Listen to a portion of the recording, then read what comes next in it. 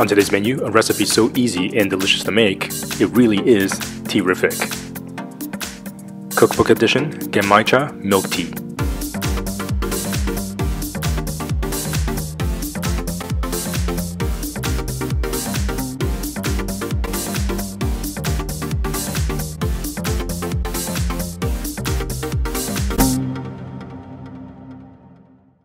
Lei hou ma everyone, I'm Wil Yeung. Genmaicha is this incredible Japanese green tea that has roasted rice, which sounds a little bit funny to have rice in your tea, but the rice adds this incredible full-bodied flavor and a little bit of a toasted flavor to your tea. It's just absolutely amazing. Now this recipe is actually in my cookbook, which is the very first vegan ramen cookbook. If you'd like to learn more about this book, you can click on the link above to visit my website at wilyeung.com or in the link in the description box below. 2 tablespoons Genmaicha, 2 tablespoons cane sugar, 2 cups almond or coconut milk.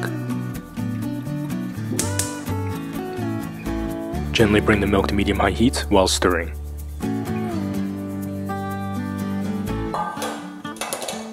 Pour the milk through a sieve to catch the leaves.